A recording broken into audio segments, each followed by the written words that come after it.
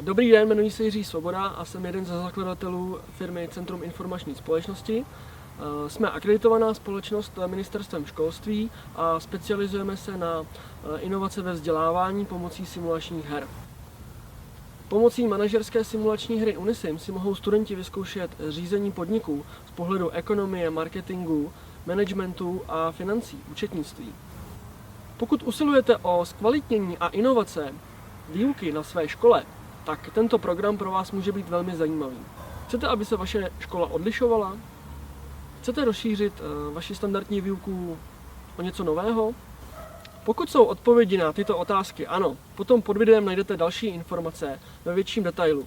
V klidu se s tím seznamte a využijte kontaktního formuláře a napište nám. Budeme se těšit někdy na viděnou a přeji pěkný den.